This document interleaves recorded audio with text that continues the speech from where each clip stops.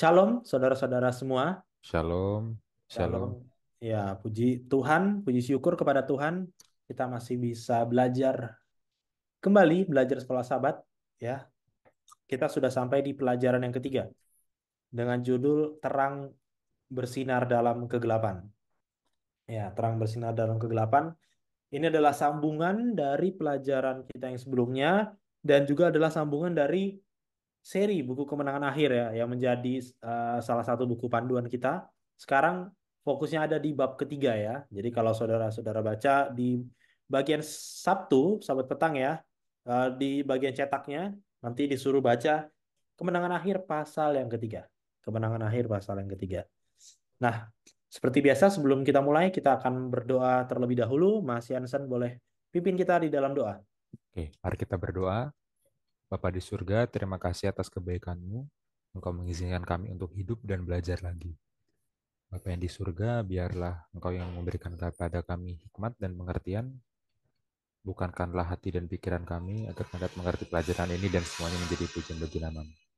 Hmm. Kami mohon ampunilah segala dosa dan kesalahan kami. Kami berdoa dalam nama Tuhan Yesus Kristus yang telah menebus kami dari dosa. Amin. Amin. Oke. Amin. Nah, saudara-saudara semua mengikuti cerita sejarah ya yang telah terjadi di hadapan kita sebelumnya, sebelum kita ada, bagaimana perjuangan para rasul Kristen mula-mula. Kemarin kita sudah belajar bagaimana ada satu landmark ya, yaitu keruntuhan Yerusalem yang menjadi trigger, yang menjadi motor bagi penyebaran kebenaran ke seluruh waktu itu Asia ya pada saat itu jajahan Roma dan akhirnya ke seluruh dunia ya karena adanya eh, penggenapan nubuatan itu maka tersebarlah kebenaran ke seluruh dunia. Tetapi ternyata mereka disiksa. Itu adalah strategi setan Hmm. awalnya menyiksa orang percaya menggunakan fisik. Apakah itu fisik, apakah itu tekanan sosial ya. Kita sudah belajar di pertemuan yang lalu. Nah, sekarang kita melihat strategi setan yang berubah. Strategi setan yang berubah gitu ya. Nah, seperti apa nih Mas Rian memasuki Iya. strategi setan yang berubah ini ya? Mungkin kita baca dulu di pelajaran hari. Ya, yang ini ya, pelajaran yang lagi Pelajaran ditampilkan ini sahabat ya. ini ya. Paragraf pertama dan kedua mungkin ya. Ini bagus Ya, sekali ya. dari ini pada tahun-tahun dan seterusnya coba Bil. Oh ya, oke oke. Mana yang mana tuh pada tahun? Oh ini ya. Oke. Nah, Pada tahun-tahun setelah kematian Kristus, ribuan orang disiksa, dilemparkan ke singa, dan dibakar di tiang pancang oleh Kekaisaran Roma karena menolak untuk menyembah dewa-dewa mereka. Namun dalam menghadapi hukuman yang kejam ini, banyak yang tetap setia. Injil terus menyebar dan gereja bertumbuh. Akibatnya, iblis mengubah strateginya. Banyak orang kafir dibaptiskan, tetapi tanpa pengajaran yang seksama dan menyeluruh tentang kebenaran kitab suci. Kesesatan membanjiri gereja ketika para pemimpin menggabungkan kebenaran kitab suci dengan adat istiadat yang populer. Abad keempat dan kelima merupakan era kompromi ketika para pemimpin gereja mencampurkan praktik-praktik kafir dengan ajaran-ajaran Kristen. ya, Ya. nanti mungkin Bill bisa bahas sejarahnya ya. Tapi overview sedikit dari pelajaran pekan lalu. Pekan Hmm. lalu ya, ada kutipan dari Bapak Gereja Tertullianus yang dikutip juga oleh Ellen G. White. Kemudian Hmm. kutipannya kira-kira bilangnya darah para martir adalah benih, Hmm. ya kan? Jadi seperti seperti benih artinya makin ditanam makin tumbuh. Hmm. Maksudnya apa? Orang Kristen itu makin dibantai, istilahnya gitu ya, makin dipersekusi, makin dianiaya, makin banyak. Hmm. Ah, berarti gagal dong cara setan untuk menyerang orang Kristen dengan cara pembantaian, dengan cara persekusi. Setan mengubah strateginya. Nggak bisa diserang dari luar dengan pembantaian, dengan persekusi. Sekarang diserang dari dalam dengan cara kompromi. Masuk dari dalam ajaran sesat. Ini adalah abad keempat dan abad kelima. Kalau penganiayaannya itu abad kedua dan abad ketiga. Hmm. Nah, sekarang abad keempat dan abad kelima. Nah, ini gimana, Bil? Secara sejarah, bagaimana nih? Kenapa bisa terjadi ini? Abad keempat, abad kelima, kenapa ada pergeseran? Apa yang terjadi? Oke, sebelum kita masuk ke aspek-aspek teologi yang akan membantu kita, menguatkan kita, begitu ya. Hmm. Nah, kita akan masuk ke aspek yang tidak kalah penting yaitu sejarahnya dulu. Nah, karena sejarah ya, ya mungkin agak sedikit membosankan, ya, tapi saya akan mencoba menceritakan menceritakan semenarik mungkin ya, semenarik mungkin. Nah, Semenarik mungkin ya. Nanti ada semenarik mungkin. animation efeknya. Oh enggak. Nggak ada ya, kita nggak ada budget untuk mengedit ini. Ya, jadi semua itu dimulai ya, semua itu dimulai dari Roma ya. Kalau kita bicara kekristenan kita harus bicara Roma, bagaimanapun caranya harus bicara Roma. Nah, Roma ini saudara-saudara, Roma ini bukanlah seperti Roma yang mungkin kita kenal. Bagi saudara-saudara yang lain mungkin saudara tahu, tapi tidak banyak orang yang tahu ya. Roma itu di era pada saat itu ya, ya Roma itu kan panjang historinya, tapi di Hmm. era abad keempat dan abad kelima, terutama awal-awal abad keempat menuju abad keempat lah. Bisa dibilang abad ketiga dan ya abad ketiga dan akhir abad ketiga ya. Roma itu menganut sistem yang namanya tetrarki ya. Tetrarki. Tetrarki itu artinya tidak ada sole emperor atau tidak ada kaisar tunggal. Hmm. Jadi kaisar di Roma itu tidak ada misalnya presiden satu, nggak kayak gitu, saudara. Nah, sebelumnya iya, tapi di tahun 293 kalau nggak salah, ada seorang kaisar yang namanya Diocletian. Dia membuat, oh mulai sekarang Emperor Roma itu tidak berdiri sendiri. Jadi ada Emperor senior yang gelarnya itu namanya Agustinus. Lalu ada Emperor-Emperor junior lah bisa dibilang ya. Hmm. Namanya Caesar ya.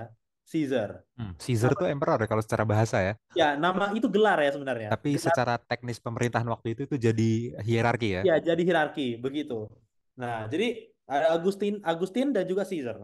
Nah, salah satu emperor ya seniornya itu namanya ya, ini ada saya catat ya, adalah Constantius satu. Konstantius Constantius atau satu. Konstantinus? Constantius satu. Ini adalah bapaknya Konstantinus. Oke, oke. Nah, ya ini biar menarik. Jadi si Constantius satu ini itu salah satu emperor, ya salah satu kaisar di Roma. Nah, pada saat dia lagi jalan-jalan, ya sebenarnya bukan jalan-jalan ya, ini cara menceritakan ya, bilanglah jalan-jalan. Sebenarnya ekspedisi ya, karena itu bagian dari jajahan. Pada saat dia sedang ekspedisi ya, sedang ekspedisi di York pada saat ini atau itu di Britania di Inggris. Nah, di Inggris dia meninggal. Dia meninggal. Nah, karena mereka itu menganut tetrarki, yang artinya saudara, kalau misalnya bapak punya bapak itu Kaisar Roma meninggal, tidak semerta-merta saya jadi penerusnya, karena dia bukan menganut kerajaan begitu ya, Bukan tunggal bukan, kekuasaannya. bukan tunggal yang diturunkan anaknya, enggak. Jadi Hmm. yang harusnya menaik adalah junior-junior yang tadi, si Hmm. Caesar itu. Iya. Nah, tetapi uniknya pada saat dia meninggal, para pengawal dia, prajurit itu mengutus satu orang anaknya, yaitu yang namanya Konstantin. Konstantin. Nah, inilah Konstantin. Nah, ini ya. Mengutus Konstantin, menunjuk lah bisa dibilang ya, menunjuk Konstantin yaitu anaknya sebagai penerus. Yang sebenarnya dalam sistem mereka ini adalah anak haram bisa dibilang ya. Anak Hmm. haram demokrasi enggak maksudnya. Anak haram kekaisaran. Anak haram kekaisaran ya. Iya. Dia seharusnya tidak bisa maju ya. Ya, karena yang harusnya maju tadi tetrarkinya itu ya. Iya, junior-juniornya yang lain. Junior-juniornya, bukan anak Nah, kandungnya. nah, ya tapi siapa yang nggak mau jadi kaisar, saudara? Iya. Kan siapa yang tidak mau ya kan? Nah, Iya. dia ini akhirnya dalam dalam apa namanya? Dalam usaha dia untuk menjadi kaisar yang seutuhnya, dia harus mengalahkan rival-rival kaisar junior yang seharusnya Hmm. seyogyanya menjadi menjadi kaisar begitu kan? Iya, iya, iya. Saya udah melanggar peraturan nih. Ya, mau gimana pun saya harus mengalahkan rival-rival ini. Hmm. Nah, salah satu rivalnya ya ini menarik ya, mungkin ada unsur ya nggak tahu lah tapi ini menarik ya, ini cerita sebenarnya ya saudara, tapi saya mendramatisir ya saudara, kalau Hmm. baca sejarahnya ya agak membosankan ya. Salah satu rivalnya itu namanya adalah Maxentius. Hmm. Maxentius, salah satu rivalnya Maxentius ini adalah Caesar yang secara secara struktur dia seharusnya menjadi penerus dari Hmm. si bapaknya si Konstantin ini, dari si Iya. Constantius seharusnya. Nah, dan dia disetujui oleh Roma, oleh pemerintahan Roma dia seharusnya maju. Tapi kan tadi prajurit-prajurit dan pengikutnya menunjuk anaknya, begitu kan? Hmm. Nah, lalu akhirnya terjadilah peperangan. Terjadilah peperangan. Peperangan berkali-kali ya. Sebenarnya dia bukan cuma memerangi si Maxentius ini, dia memerangi emperor yang Junior lain. yang lainnya juga. Ya benar, junior yang lain. Cuma ini adalah tokoh sentralnya yang akan menjadi tombak sejarah kekristenan nanti ya, kita lihat. Hmm.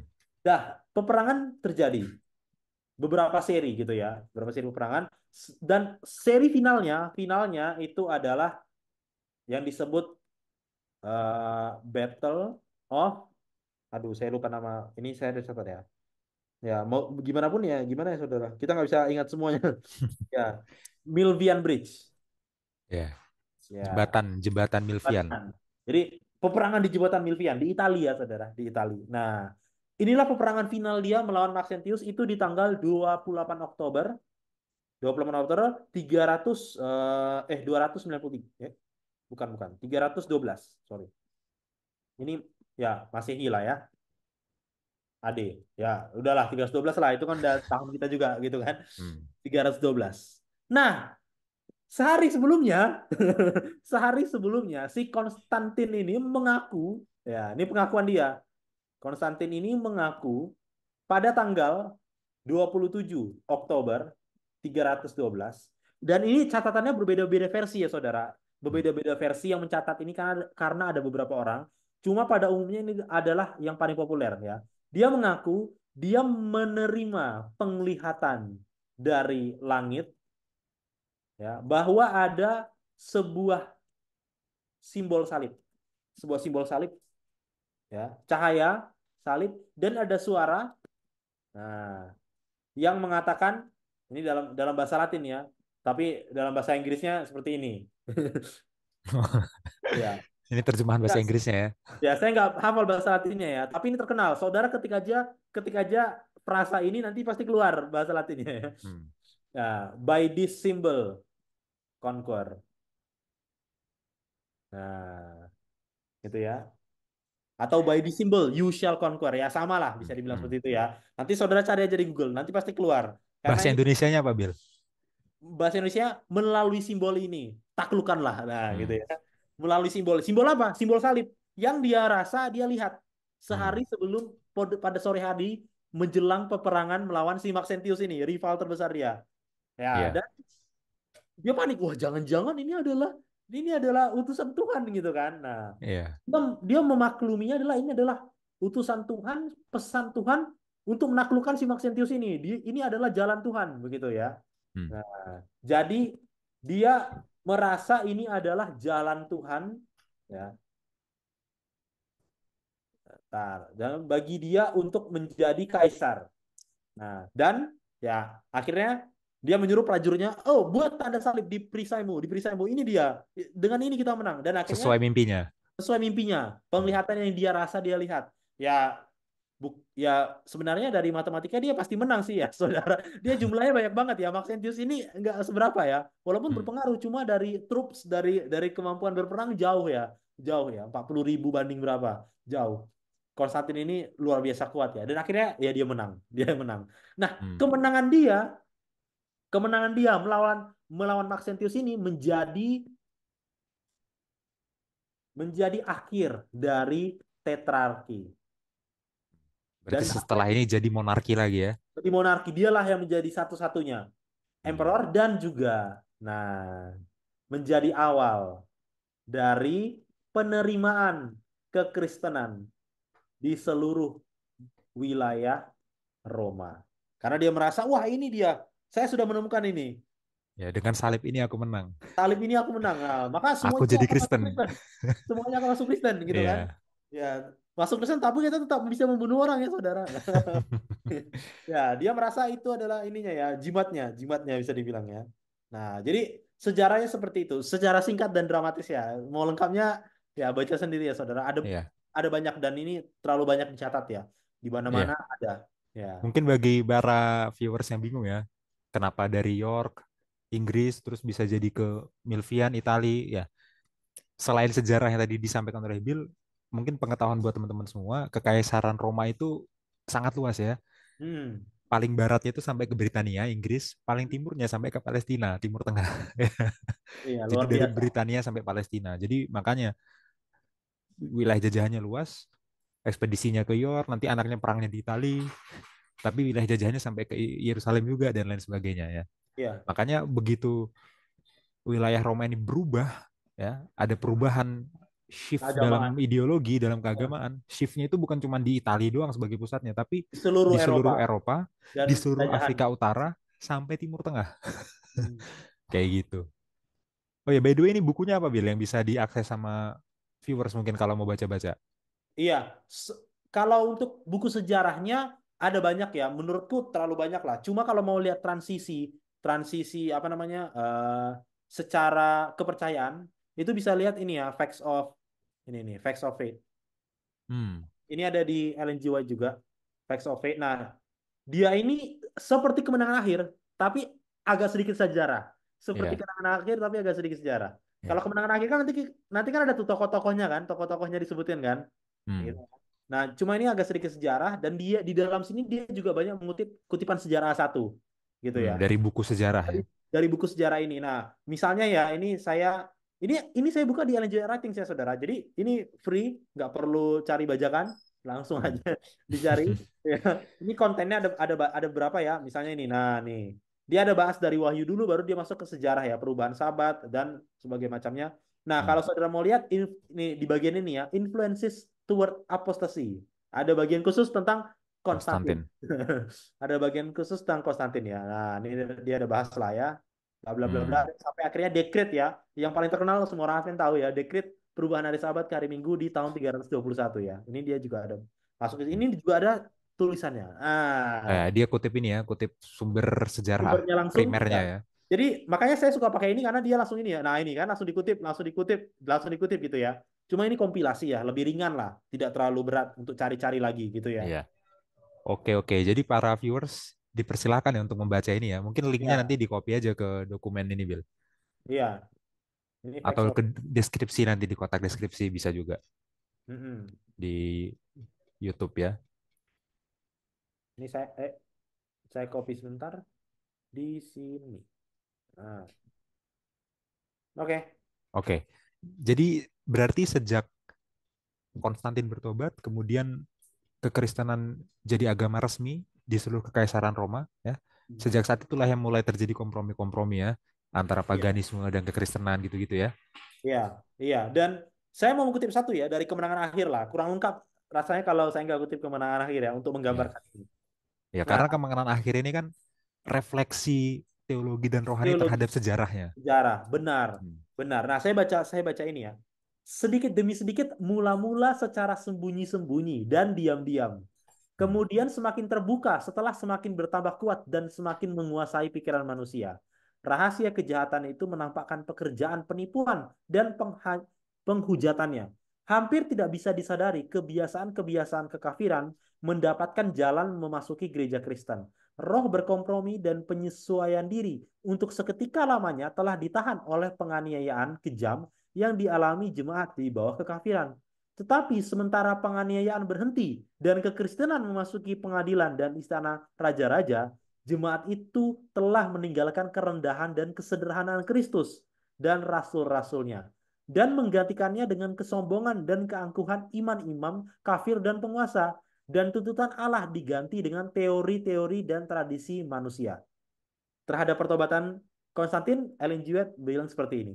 Pertobatan munafik Kaisar Konstantin pada permulaan abad keempat membawa kesukaan besar. Bagi siapa? Bagi si musuh ya.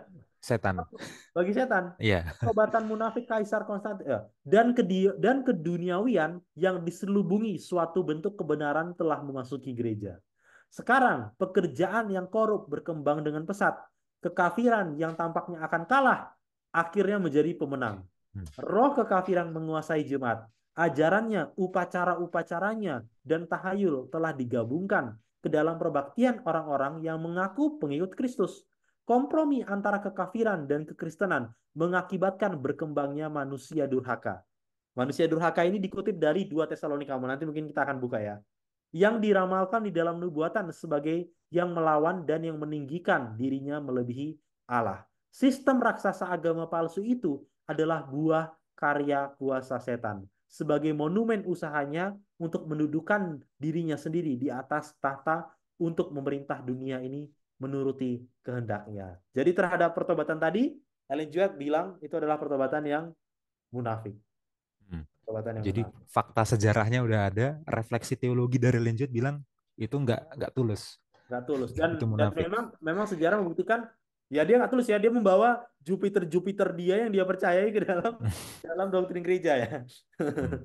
Mungkin seperti itu, Rian. Iya, mungkin kita buka aja Bill itu 1 Tesalonika 2 ayat 7 sampai 12. Oh ya, iya. Kita bacakan aja secara cepat. Maksudnya inilah nubuatan yang dimaksud itu, manusia durhaka itu. Iya. Itu di bentar. Mana Tesa? 2 Tesalonika. Ini ya, dua Hmm. dua Tesalonika 2. 2. Hmm. Ya. Ayat 3 lah 7. kita Oh, mulai. dari 3 ya, boleh lah. Ya, ya. Janganlah kamu memberi dirimu disesatkan dengan cara yang bagaimanapun juga. Sebab sebelum hari itu haruslah datang dahulu murtad dan haruslah dinyatakan dahulu manusia durhaka yang harus binasa, yaitu lawan yang meninggikan diri di atas segala yang disebut atau yang disembah sebagai Allah. Bahkan ia duduk di bait Allah dan mau menyatakan diri sebagai Allah. Tidakkah kamu ingat bahwa hal itu telah kerap kali kukatakan kepadamu ketika aku masih bersama-sama dengan kamu? Dan sekarang kamu tahu apa yang menahan dia, sehingga ia baru akan menyatakan diri pada waktu yang telah ditentukan baginya. Karena secara rahasia kedurhakaan telah mulai bekerja, tetapi sekarang masih ada yang menahan.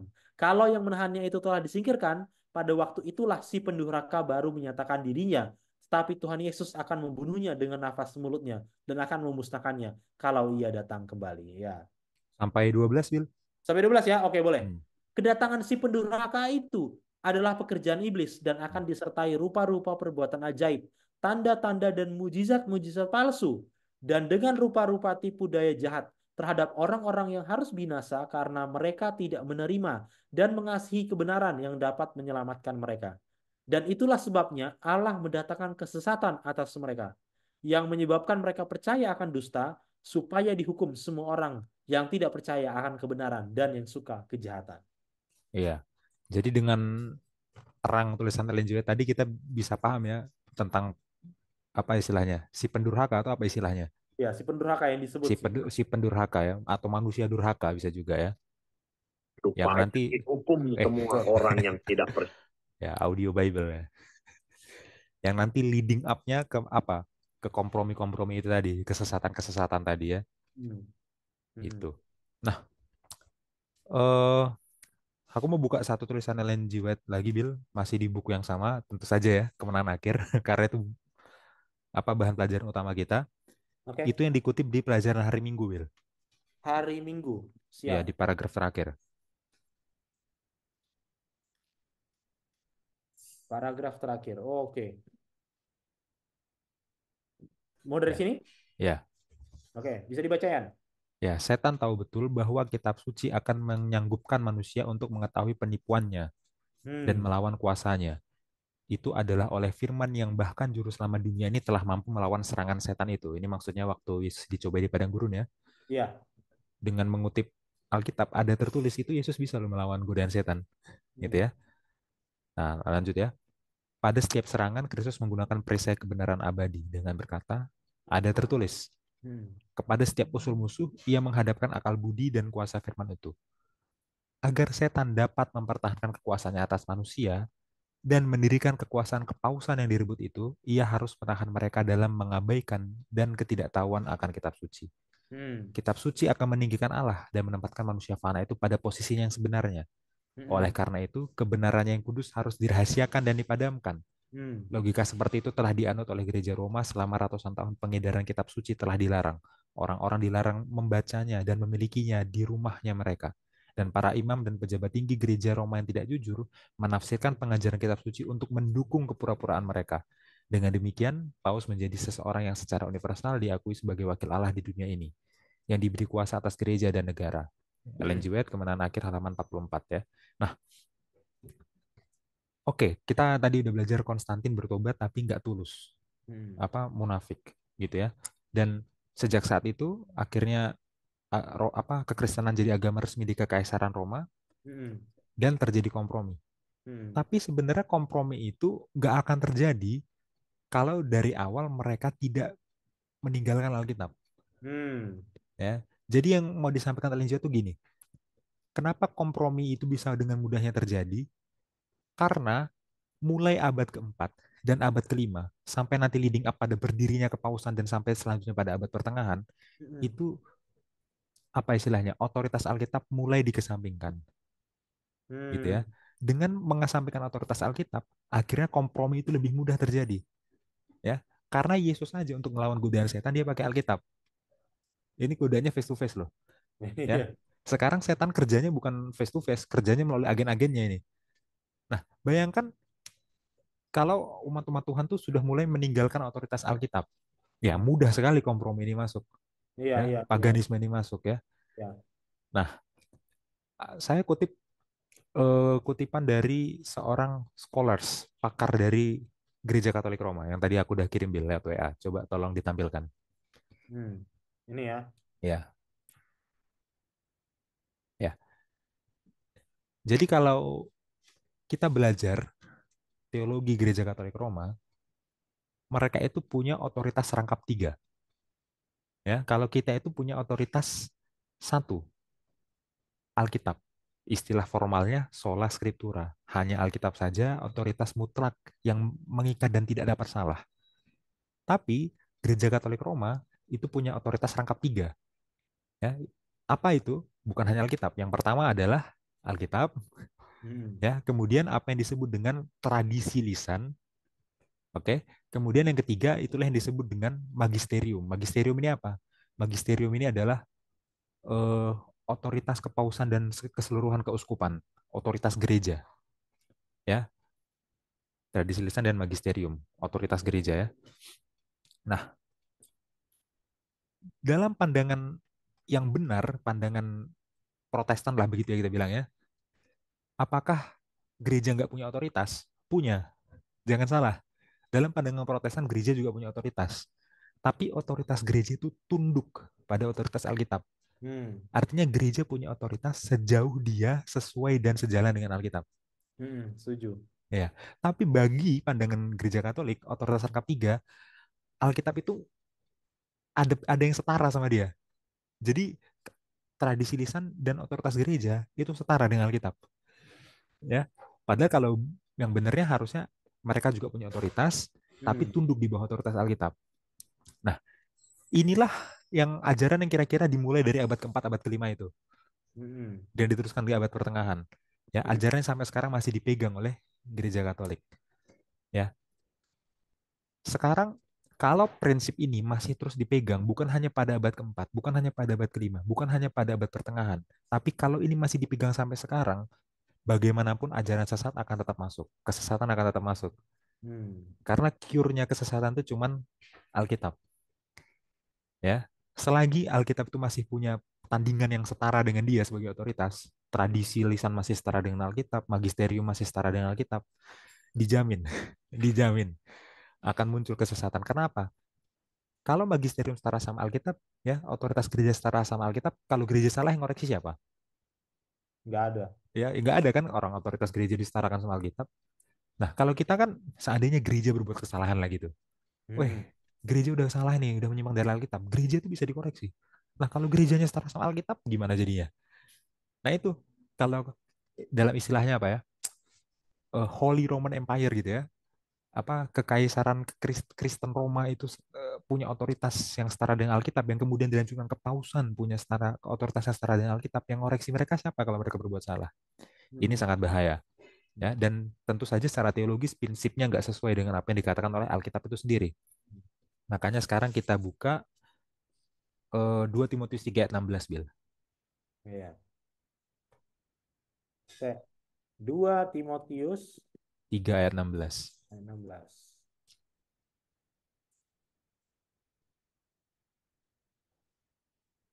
Timotius itu mana? bawah ya.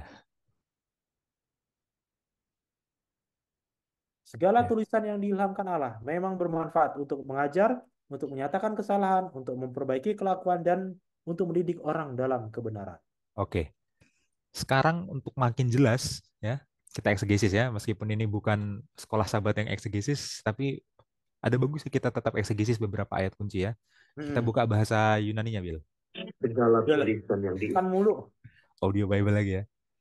2 Timothy 3 verse 16. Yo. Ya, di situ dikatakan pasa grave theopneustos. Ya, jadi yang pertama pasa grave. Artinya pasa semua grave tulisan. Semua tulisan ini merujuk kepada Mm-mm. keseluruhan Alkitab. Mm-mm. Ya, keseluruhan atau semua teks yang ada di Alkitab. Ya, pasa grave. Dikatakan dia punya karakter apa? Karakter kata ketiga, Bil. Coba Ini. klik. Ya, karakternya adalah theopneustos. Ya, bahasa Indonesianya diilhamkan Allah. Tapi dalam bahasa aslinya maknanya adalah dinafaskan oleh Allah. God breathed. Ya. Menariknya, ini adalah hapax legomenon, Bil. Enggak, ini cuma sekali ya. Ya, coba klik keluar tuh di Theopneustosnya doang. Oh, ini ada 3 kali. Oh, mungkin akarnya ya. Oh, in one verse. Itu di bahasa Inggrisnya keluar 3 kali. Ah, iya, iya, ini nih. Ya, NAB tapi 3 kali. di Iya, Greek-nya iya, keluar iya. cuma sekali. SBLG cuma sekali, ya benar. Ya, di Greek-nya keluar cuma sekali, ya kan? Heeh. Artinya hanya ada satu hal di seluruh perjanjian baru yang mendapatkan kata sifat Theopneustos. Iya, benar. Dan Dan itu itu adalah merefer kepada passagraphe. Semua tulisan, keseluruhan Alkitab, semua teks yang ada di Alkitab. Hmm. Nah, apa pentingnya Theopneustos ini? Theopneustos ini pentingnya gini. Paulus ngasih surat ke Timotius menjelaskan bahwa Alkitab itu sumbernya adalah Tuhan langsung. Artinya memang betul Tuhan menggunakan penulis manusia untuk menulis Alkitab dari zaman Perjanjian Lama ya, dari zaman para nabi itu sampai Hmm. Perjanjian Baru. Tapi manusia-manusia itu mendapatkan sumber inspirasinya, ilhamnya dari Tuhan. Bukan hanya ilham dalam arti yang abstrak, tapi ilham itu digambarkan Tuhan sendiri menafaskan Bernafas. itu. Ya, jadi otoritas Alkitab itu nggak main-main. Nafas Tuhan sendiri itu yang masuk ke pikiran para penulis. Ya, challenge-nya buat para penganut otoritas rangkap tiga, ya, buktikan kalau tradisi lisan dan magisterium dikarakterisasi sebagai theopneustos. Ya, apakah itu nafas? Kalau kalau ada ayatnya yang menyatakan tradisi lisan dan magisterium dinyatakan sebagai theopneustos, saya siap terima otoritas rangkap tiga. Wah. Ya, ya, artinya gini. Sekali lagi ya, tradisi lisan itu punya punya otoritas kok. Tradisi lisan itu kan pengajaran lisan, khotbah misalnya. Khotbah itu punya otoritas kan, selagi dia sesuai dengan Alkitab.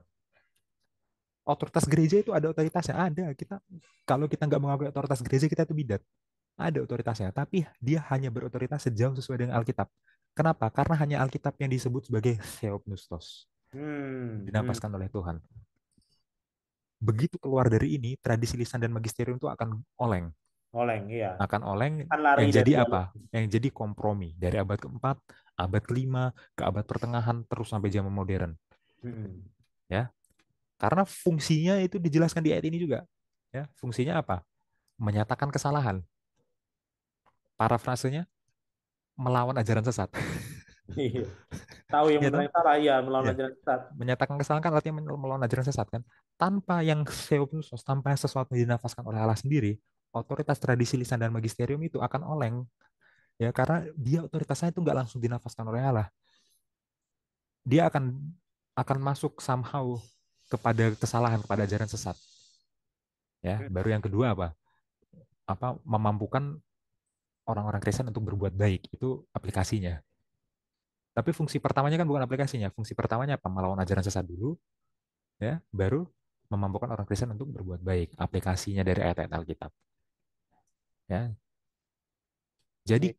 kalau bisa dibilang apa sih penyimpangan pada abad keempat, abad kelima yang paling kuat? Ya, ada penyimpangan tentang Sabat misalkan, Iya. dan lain-lain. Tapi penyimpangan paling majornya itu ini, Bil. Mulai mereduksi, menurunkan otoritas Alkitab setara dengan tradisi dan magisterium. Itu fatal. Kesalahan yang lain itu semua itu karena ini. Iya, Ini ini kesalahan rootnya, ini pertamanya, root cause-nya. rootnya. Nanti kita bisa you name it lah, banyak banget Iya. hasilnya, doktrin-doktrin salah yang berentetan itu. Tapi awalnya ini dulu. Itu, Hmm. Bill. Ya, ada komentar? Iya, itu. Nah, sekarang sekarang gini. Nah, bring it to the next level. Sekarang gini. Oke, iya itu kan dulu gitu. Tapi kan sekarang bagaimana? Pertanyaan pertanyaan bodoh lah nih ya. Gue nggak pakai mikir nih nanyanya. Loh, kalau kita mengakui gereja yang benar, gereja yang menjunjung tinggi otoritas. Alkitab itu ada di 28 doktrin kita ya. Otoritas Hmm. Alkitab. Menjunjung tinggi otoritas. Apakah kira-kira secara praktik ada tradisi dan magisterium mungkin tidak dari GC ya, tidak dari ngerti kan? Tidak Hmm. institusi karena secara institusi kita kita tidak mengakui itu. Oke, oke. Nah, tapi apakah secara lokal di gereja ada sesuatu tradisi, ada sesuatu Otoritas. kebijakan gitu ya, yang sebenarnya kalau kita kayaknya ini salah deh. Iya. Kayaknya ini Coba salah. Bill duluan, Bill duluan. Enggak. Aku minum dulu nih ya. Enggak, ini nggak perlu dijawab di depan pun nggak apa ya. Ya, coba teman-teman refleksikan pertanyaan Iya, itu sebagai maksudnya aplikasi ya. iya kan? Ya, sekarang Iya. kita sangat mudah menunjuk gitu kan, sangat mudah menunjuk. Ya, bukan berarti yang kita tunjuk itu penunjukan itu salah, enggak. Ini udah sangat Hmm. benar ya, dari sejarah membuktikan memang mereka salah. Nah, tapi apakah ada gitu tradisi-tradisi di gereja kita yang tidak secara institusi di-establish, tapi mungkin kita nggak sadar aja. Kita nggak sadar aja. Kita nggak sadar aja. Nah, Kalau itu masih sesuai dengan Alkitab, go ahead ya. ya, Tapi kalau udah nggak sesuai, ingat otoritas tertingginya di mana? Yang Theopneustos yang mana? Harus tunduk. Nggak boleh. Tapi dari dulu udah gini. Ya, ya, nggak bisa gitu ya. Ya, mungkin itu aja komentarku, Bil. iya, iya. Ya ini memang refleksi ya. Aku catat nih refleksinya, gitu Ya, kan? Aku catat nih pertanyaannya. Nah, nggak perlu dijawab ya. Kalau mau dijawab di kelas diskusi ya boleh. ya. Tapi jangan Di sampai setiap tempat, Facebook. di setiap tempat mungkin beda-beda ya. Iya, Iya. refleksi dalam gereja lokal lah aku bilang ya. Karena secara institusi Hmm. aku percaya gereja kita tidak, ya. Ya, Jadi tapi ini dalam gereja lokal. Apakah ada unsur ya tradisi atau magisterium ya yang ternyata tidak sesuai dengan Alkitab sebagai ot- otoritas otoritas. tertinggi, namun tetap dilaksanakan atau dilakukan Hmm. turun temurun misalnya. Hmm. Ya, pakai tanda tanya dong, Bil. Nah, Ah, ini apakah ya?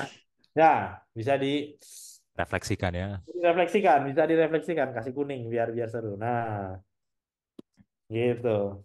Iya. Ya, Oke, ya kita lanjut ya. bagus sekali ya, bagus sekali ya, bagus sekali ya.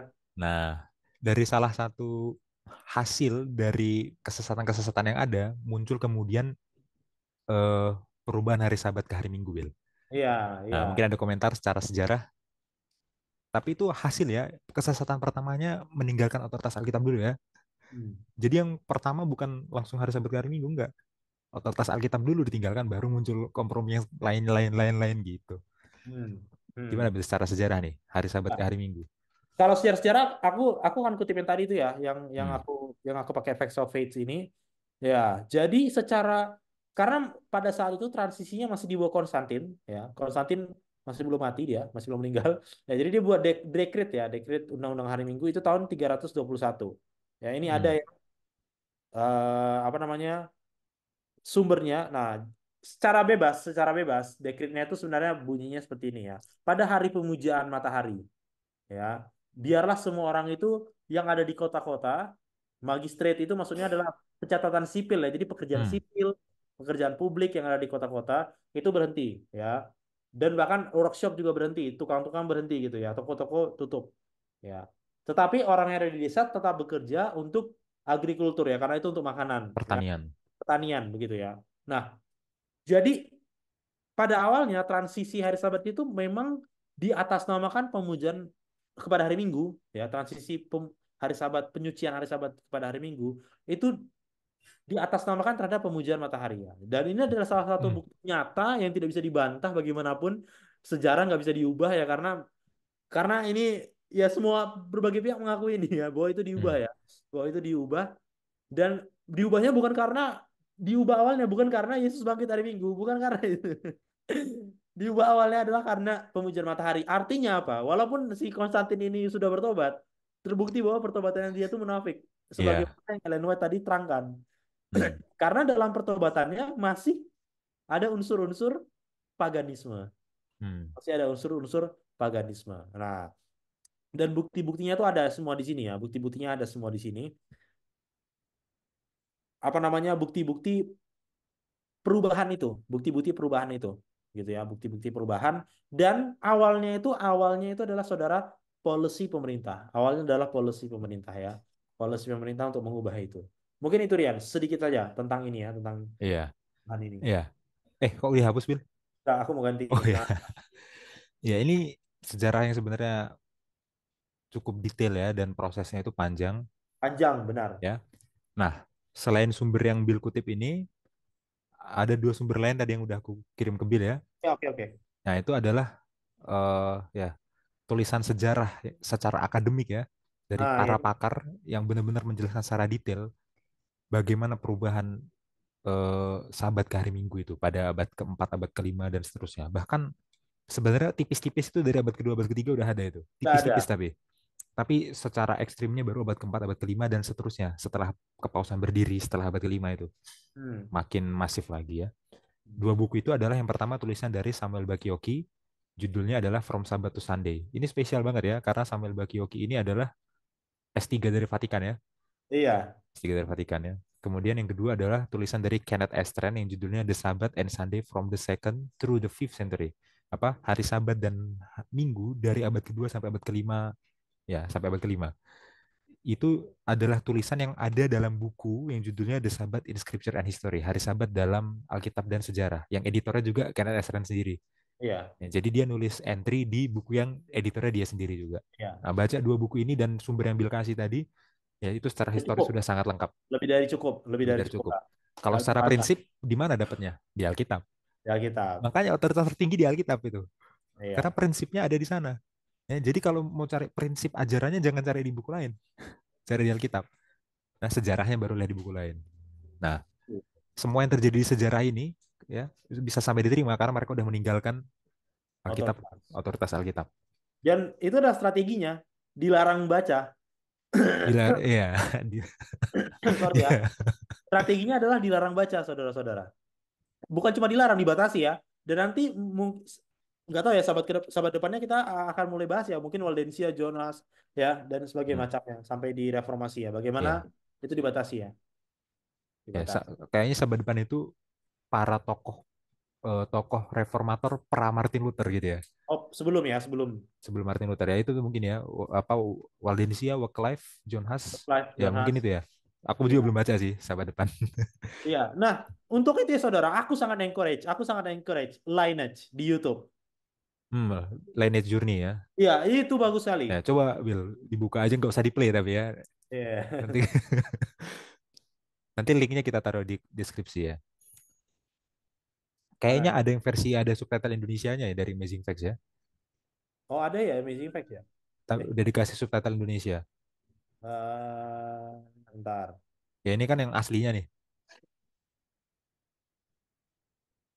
Nah, ini Itu ya. mana Nah, paling bawah ya. Nah, ini sebentar ya. Nah, ini di playlistnya pelajaran ya. pertamanya Konstantin dulu ya memang. Hmm. Dia akan bahas sebenarnya kurang terkenal ya. Seiringan dengan Waldensia bahkan sebelum itu ada namanya Celtic Church ya, dan itu adalah gereja yang pemeliharaan hari Sabat, saudara. Di Skotlandia ya. Ya di Skotlandia. Cuma kan Celtics kan di bagian yang lain. Jadi itu ya, Hmm. walaupun terpecah tapi tetap menjunjung, dan semua komunitas ini junjungannya satu, identiknya satu, adalah mereka masih preserve Alkitab. Hmm. Nah, Ya kan? nanti saudara nonton lah. Ini singkat kok, 4 menit, 5 menit sambil makan juga bisa.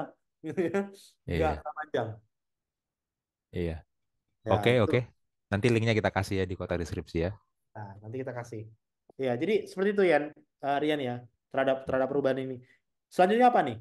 Oh, ini mungkin kita nggak terlalu panjang. Kita bahas aja pertanyaan-pertanyaan di hari Jumat. Oke, oke, oke, oke. Iya, sesuai sesuai yang dengan kita bilang ya tadi ya, bahwa apa namanya pelajar bukan tadi ya sebenarnya sahabat lalu punya. Hmm. Kalau saudara nonton video kita yang sahabat lalu, bahwa buku Kemenangan Akhir itu sebenarnya mencatatkan sejarah ya dengan unsur teologinya. Jadi akan sangat bagus bagi saudara sebelum nonton video ini baca dulu buku Kemenangan Akhir pasal 3. Nah, dan Mark Finley dalam membuat pelajaran sekolah sahabat ini juga seperti itu ya. Dia akan Hmm. membahas sejarah secara singkat aja, disentil-sentil doang. Tapi dia akan menggunakan ayat-ayat pendukung ya untuk mendukung unsur-unsur teologinya. Seperti itu ya. Nah, kita akan baca pertanyaan-pertanyaan untuk diskusi di hari Jumat ya. Ya, Pertanyaan hari Jumat. Eh, eh, typo. typo. Pertanyaan nomor 1. Lihatlah kutipan dalam pelajaran hari Selasa. Oke, Lalu kita lihat dulu, Bill. oh gitu ya. Lihat dulu ya. 2 paragraf terakhir aja mungkin. Ini kutipannya bukan dari Kemenangan Akhir. Kutipannya apa? Kata-kata original Marvin Lee sendiri nih. 2 paragraf terakhir ya. Iya, Ini ya. Oh dari oleh karena itu. iya. Oke, aku baca ya. Hmm. Saudara, sorry ya kalau misalnya saya batuk ya. Memang Hmm. ini ya Iya. maklum lah habis Lebaran ya. Habis Lebaran dan liburan. Iya. Oleh karena itu kita harus melawan setiap dan semua usaha untuk merusak otoritas atau inspirasi kitab suci. Bahkan mereka yang mengaku sangat mencintai kitab suci, namun meragukannya. Bahkan secara halus. Tragisnya, terutama melalui terobosan pemikiran modern, banyak teolog dan orang Kristen yang terlalu berfokus pada sisi manusiawi dari kitab suci, sehingga kitab suci menjadi perkataan manusia dan bukannya firman Allah. Menurut mereka, kitab suci adalah tulisan-tulisan para raja, gembala, nelayan, imam, penyair, dan orang-orang lain yang membagikan pemahaman dan konsepsi mereka tentang Allah, tentang alam, dan tentang realitas dengan cara yang terbaik yang dapat mereka pahami pada waktu dan tempat mereka. Benarkah itu sekarang? Jika hal itu benar, mengapa kita yang hidup pada masa kini di abad ke-21 harus benar-benar peduli dengan apa yang dipikirkan oleh orang-orang tersebut? Apalagi apa yang mereka pikirkan sebagai fondasi untuk pengharapan kita akan kekekalan? Oke. Harusnya tidak. Oke, di copy dulu, Will. Baru kita balik ke pertanyaannya. Oke. Ini seru banget ini. Karena ternyata meragukan otoritas Alkitab itu bukan hanya di otoritas rangkap 3 tadi. Ternyata ada cara lain untuk bisa meragukan otoritas Alkitab selain dengan pandangan otoritas rangkap 3-nya Gereja Katolik. Hmm. Ini menarik ini. Kutipan hari Selasa. Ini aku giniin dulu ya. Ya. Supaya. Oke. Oke. Kita balik ke pertanyaan Pertanyaan hari Jumat. hari Jumat. Oke, baca pertanyaannya, Bill. Oke. Lalu pertimbangkan hal-hal berikut ini. Bagaimanakah iblis menggunakan metode-metode yang sama pada masa kini untuk merongrong otoritas kitab suci secara halus? Oke, jadi gini. Cara setan menggunakan agen-agennya pada abad keempat, abad kelima, dan abad pertengahan adalah dengan membuat otoritas rangkap 3. Hmm. Jadi otoritas kitab suci diragukan dan disetarakan dengan otoritas tradisi lisan dan otoritas magisterium. Gitu ya. Itu Ya. dulu. Ternyata di zaman modern setan punya cara lain lagi nih untuk meragukan otoritas Alkitab. Hmm. Terutama setelah akhir abad 18 menuju abad ke-19. Benar. Ya. Itu ada yang namanya eh, gelombang rasionalisasi. Apa namanya itu? Revolusi revolusi apa namanya itu? Enlightenment. Enlightenment ya. Jadi mulai era itu orang itu makin apa istilahnya berpegang pada yang namanya rasional, Logika. logika, dan eh, sains natural, Hmm. naturalisme. Jadi segala sesuatu itu harus bisa dibuktikan melalui hukum alam. Dan karena orang berpegang pada rasional, lagi logika dan naturalisme, hukum alam, ya, orang mulai meninggalkan apa yang disebut dengan agama, teologi, dan lain-lain karena itu dianggap tidak sesuai dengan nalar, di luar nurul, di luar nalar ya, nggak sesuai dengan logika, nggak sesuai dengan hukum alam. Contoh, contoh, kalau percaya agama di Alkitab itu ada apa? Mujizat. Iya. Contoh Musa membelah Laut Merah. Nah, bagi pemikiran orang yang terpengaruh dengan Enlightenment setelah abad 18 ke abad 19, yang semuanya itu harus sesuai dengan logika, dan naturalisme, mereka nggak akan terima nih mujizat. Kenapa? Nggak sesuai dengan lalar mujizat itu. Hmm. Khayal itu. Gimana bisa orang membelah Laut Merah? Misalkan. Ya. Sehingga sejak akhir abad 18 menuju abad 19, cara orang membaca Alkitab itu mulai berbeda. Mulai muncul metode kritikal namanya. Iya, iya. Metode kritikal, di mana orang baca Alkitab itu dengan sangat tajam, sangat kritis dibedah, ya, dan nanti akan cenderung meragukan semua hal yang berhubungan dengan mujizat dan apa. Terus kemudian dia akan melihat Alkitab ini sebagai hanya sekedar tulisan orang zaman dulu dengan segala mitologinya gitu. Hmm. Bukan sebagai sesuatu yang mutlak secara teologi, bahkan jauh ke situ. Orang hanya akan baca, oh ya, zaman dulu pada abad ke segini, latar belakang budayanya begini, dan pandangan mereka begini, mitologinya begini. Hmm. Tapi secara nalar, secara logika, secara sains natural, ilmu alam ini nggak mungkin. Hmm. Hmm. Nah, ternyata saya tuh punya cara lain nih untuk menemukan Alkitab. Karena kenapa? Karena yang cara Ya pertama tadi, udah ditentang sama reformasi. iya, udah gagal. Iya, jadi cara pertama yang menyamakan Alkitab dengan tradisi, dengan magisterium itu udah ditentang sama reformasi. Hmm. Muncul cara baru, ya, meninggikan akal. Sekarang pilih mana nih? Pilih meninggikan otoritas gereja setara dengan Alkitab atau meninggikan logika setara dengan Alkitab? Sama Saling lain. ya sama-sama salah. Ya. Contohnya dikasih Bil, contohnya. Contohnya ada di pelajaran hari Jumat paragraf kedua. Dikasih Oke, contoh sama Marvin deh. oke. Ini ya, Hmm, di banyak tempat. ya, Oke, di banyak tempat lainnya di dunia, terutama di mana orang-orang memiliki akses bebas mendapatkan kitab suci, berbeda terbalik dengan yang tadi kita bahas, ya. iblis telah menggunakan cara-cara lain untuk melemahkan pengaruhnya. Salah satu cara yang sangat efektif adalah melalui berbagai upaya ilmiah atau bahkan keilmuan Alkitabiah yang terkadang mengambil posisi yang, jika diterima, akan melemahkan kepercayaan terhadap firman Tuhan. Ya, sebagai contoh, Hmm. meskipun kitab Daniel berasal lebih dari 500 tahun sebelum Kristus, banyak ahli kitab suci menanggalkannya pada pertengahan abad kedua sebelum Masehi. Mereka berargumen bahwa kitab ini pasti ditulis pada masa itu. Karena jika tidak, maka nabi tersebut pasti telah meramalkan masa depan dengan tepat, dan hal itu tidak mungkin terjadi. Oleh karena itu, mereka berargumen bahwa kitab Daniel tidak ditulis pada waktu yang tertulis di dalamnya, melainkan ratusan tahun kemudian. Sayangnya, kebohongan tentang kitab suci ini adalah salah satu dari sekian banyak kebohongan yang oleh para ilmuwan modern berusaha untuk menipu kita. Dan yang lebih disayangkannya lagi, banyak orang menerima kesalahan ini karena bagaimanapun juga para ahli kitab suci mengajarkan, tidak heran jika Paulus mengajarkannya. Tidak heran jika Paulus memperingatkan kita, ujilah segala sesuatu dan peganglah yang baik. Nah, ini salah satu critical method terhadap Alkitab ya. Ini yang namanya dalam ilmu kritik tekstual itu namanya adalah kritik sumber. Dan ya kritik sumber. Naskah apa sebuah naskah teks itu bersumbernya dari abad keberapa misalkan gitu. Misalkan kitab Daniel. Dalam kritik sumber, kitab Daniel ini bersumber dari abad keberapa gitu misalkan ya. Itu dipelajari oleh metode kritikal ini gitu ya. Nah, stumbling block atau batu sandungan mereka itu adalah gini. Sains natural tadi.